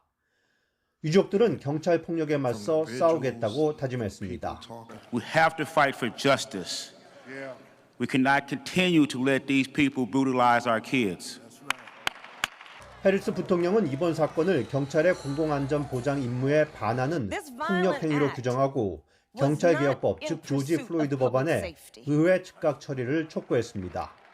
It was not in the interest of keeping the public safe, because one must ask, was not it in the interest of keeping the public safe that Tyree Nichols would be with us here today? 조지 플로이드 법안은 2000년 백인 경찰에 의해 목이 짓눌려 숨진 조지 플로이드의 이름을 따 발의됐습니다. 경찰이 용의자를 체포할 때 목을 조를 수 없게 하고 면책 특권을 제한해 용의자의 헌법적 권리를 침해한 경찰을 고소할 수 있도록 했습니다. 앞서 지난달 경찰이 니콜스를 집단 폭행하고 후추 스프레이까지 뿌리는 영상이 공분을 사면서 구타에 가담한 경찰관 5명은 2급 살인 혐의로 기소됐습니다. 경찰 측은 폭행 가담 경찰관들이 모두 흑인이라고 발표했지만 백인 경찰관도 니콜스에게 테이저건을 쏘는 등 폭행에 가담한 걸 숨긴 사실이 알려져 논란이 증폭되고 있습니다. YTN 이종수입니다. 네, 무려 31조 달러, 미국 정부의 부채 한도가 한계에 달하면서 채무 불이행 사태에 직면할 위기에 이르렀습니다. 예, 바이든 대통령과 공화당의 메카시 하원 의장이 처음으로 만나 부채 한도 상향 문제를 논의했지만 별다른 성과를 내지 못했습니다. 한영규 기자입니다. 조 바이든 미국 대통령과 공화당 소속의 케빈 메카시 하원 의장은 처음으로 백악관에서 1시간가량 비공개로 만났지만 별다른 성과를 내지는 못했습니다. 메카시 하원 의장은 대화를 계속하기로 한 것 외에 합의나 약속은 없었다고 말했습니다. 이어 부채 한도를 늘리되 정부의 무분별한 지출은 막는 것이 자신의 역할이라며 합의 의지를 나타냈습니다. I thought this was a good meeting. We promised we would continue the conversation. We'll see if we can get there. I think at the end of the day, we can find common ground. I really do. 백악관도 양측이 솔직하고 직설적인 대화를 했다며 계속 논의를 이어가기로 했다고 밝혔습니다. 바이든 대통령은 양당의 지도자가 확인한 대로 전례가 없고 경제적 재앙인 디폴트를 허용하지 않는 것은 공동의 의무라고 말했습니다. The president is looking forward to working closely and trying to figure out how he can deliver with Republicans who are willing to work in a good faith bipartisan way. 백악관은 미국과 세계 경제의 재앙을 피하기 위해 공화당이 전제 조건 없이 즉각 부채 한도를 상향해야 한다고 요구하고 있습니다. 하지만 하원 다수당이 된 공화당은 정부 지출 삭감을 부채 한도 상향의 전제로 내세웠습니다.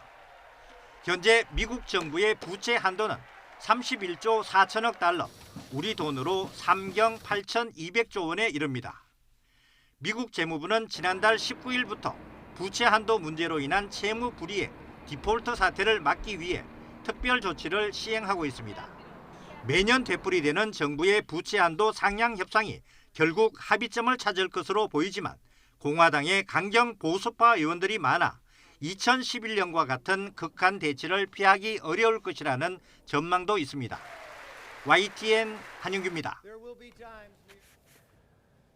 호주에서 겨우 손톱 크기만한 방사성 캡슐이 운송 도중 분실됐다가 수색 6일 만에 발견됐습니다.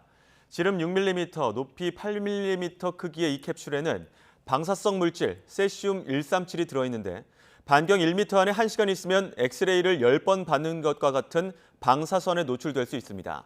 이에 호주 당국은 1,400km에 이르는 고속도로를 훑으며 캡슐 찾기에 나섰고 수색 6일 만인 이날 손톱보다 작은 캡슐을 찾아내는 데 성공했습니다. 스티븐 도슨 서호주주 비상대책부 장관은 건조 더미에서 바늘을 찾아냈다며 주민들이 오늘 밤 더 편히 잘 수 있을 거라고 말했습니다.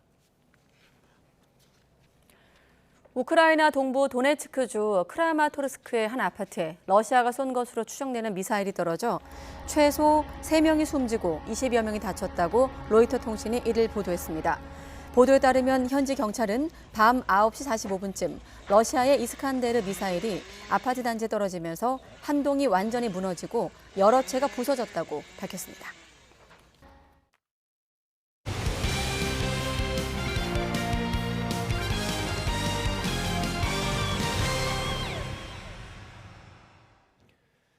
여자 배드민턴 에이스 안세영이 강적들을 잇따라 꺾고 국제대회 2관왕에 올랐습니다.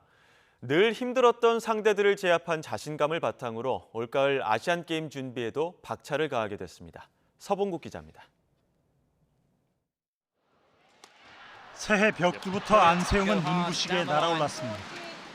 언제나 발목을 잡혔던 도쿄 금메달 1002패의 벽을 넘은 데 이어 세계 1위 야마구치에게도 서륙하며 올해 첫 금메달을 걸었습니다. 상승세를 탄 뒤 난적 마린마저 제압하고 국제대회 2연속 우승을 달성했습니다. 세 선수 모두 전 세계 1위에 상대 전적에서 열세였던 만큼 말 그대로 도장 깨기였습니다. 그래도 한 번씩은 다 이겨봤으니까 오히려 좀 더 자신감 있게 게임을 플레이할 수 있을 것 같아가지고.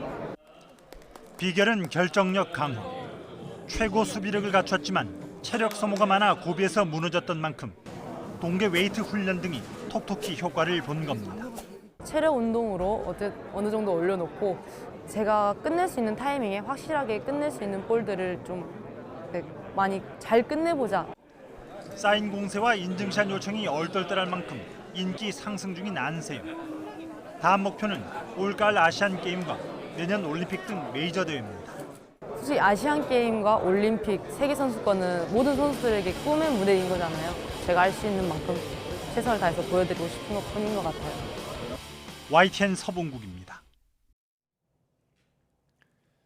사우디아라비아가 2027년 아시안컵 축구대회 개최지로 결정됐습니다. 각종 국제 스포츠 유치에 적극적인 사우디는 2030년 월드컵 유치까지 노리고 있는데요. 남녀 차별 등 각종 인권 문제 논란을 지우려고 오일머니를 퍼붓고 있다는 비난 여론은 여전합니다. 김상익 기자입니다. 아시아 축구연맹 AFC는 총회를 열고 사우디아라비아를 2027년 남자 아시안컵 개최지로 선정했습니다. 이로써 4년마다 열리는 아시아 최고 권위의 국가대항전인 아시안컵은 2019년 대회부터 3회 연속으로 중동 국가에서 열리게 됐습니다. Time has come for football in Asia to begin a new era. It will be both an honor and a privilege for the Kingdom of Saudi Arabia to host the Asian Cup in 2027. 사우디는 오는 7월 열리는 호주 뉴질랜드 여자 월드컵에서도 공식 후원사를 자청하며 지갑을 여는 등 국제 축구계에서 영향력을 빠르게 넓혀가고 있습니다. 거액의 상금으로 PGA 선수들을 빼와 리브 골프를 출범시키더니 세계 최대 자동차 경주 대회 F1 대회를 개최하는 등 종목을 가리지 않고 손이 미치는 스포츠 영역을 확대하는 중입니다. 이미 서아시아 최초로 2029 동계 아시안게임도 유치한 사우디가 호날두를 자국 리그로 영입한 것도 2030년 월드컵 대회 유치를 위한 포석이었습니다. This is part of our Vision 2030. Basically, Vision 2030 is a transformational footprint that we are following in Saudi Arabia that would benefit back Saudi Arabia and the world. 석유 의존을 끝내고 경제 체질 바꾸기에 나선 사우디를 향해 인권단체들은 스포츠를 인권 탄압국 이미지 세탁에 이용하고 있다며 강하게 반발하고 있습니다. 하지만 오일머니 파워를 앞세워 전 세계 스포츠를 빨아들이고 있는 사우디의 광폭 행보를 막기에는 역부족으로 보입니다. YTN 김사익입니다. 우리나라와 벨기에가 이번 주말 서울에서 열리는 테니스 국가대항전 데이비스컵에서 16강 티켓을 놓고 격돌합니다. 최근 우리 선수 최초로 투어 2승을 달성한 권순우와 세계 7위까지 올랐던 상대 주전 다비드 고펜과의 에이스 맞대결이 관심인데요. 이기는 나라는 세계 16강격인 파이널스로 향하지만 지면 한 단계 미친 월드그룹 예선으로 떨어집니다. 다시 공기가 차가워졌습니다. 오늘 서울은 종일 체감온도가 영하권에 머무르면서 춥게 느껴졌는데요. 내일도 오늘과 비슷한 추위 예상하시면 되겠습니다. 내일 서울 아침 기온은 영하 5도, 낮 기온은 3도로 예년 이맘때 수준의 겨울 추위가 이어지겠습니다. 내일은 전국적으로 맑은 하늘이 함께하겠습니다. 다만 건조특보가 발효 중인 동쪽 지방은 대기가 점점 더 메말라가겠는데요. 특히 휴일에는 정월 대보름을 맞이해 달집 태우기 등 각종 행사가 열리는 만큼 불씨 관리 철저히 해주시기 바랍니다. 현재 경기 북부와 강원, 경북 일부 지역에 한파특보가 내려진 가운데 내일도 예년 수준의 겨울 추위가 이어지겠습니다. 내일 서울 아침 기온 영하 5도, 대전도 영하 5도, 광주와 대구는 영하 3도가 예상됩니다. 한낮에도 찬바람이 불면서 춥게 느껴지겠습니다. 내일 낮 기온 서울 3도, 대전 5도, 대구는 7도가 예상됩니다. 절기 입춘인 토요일 아침까지는 오늘과 비슷한 추위가 이어지겠고요. 이후에는 기온이 오름세를 보이면서 비교적 온화한 날씨가 찾아올 전망입니다. 지금까지 날씨 정보였습니다. 가장 빠른 종합뉴스 뉴스큐 마치겠습니다. 이어서 이브닝 뉴스가 방송됩니다. 시청해주신 여러분 고맙습니다.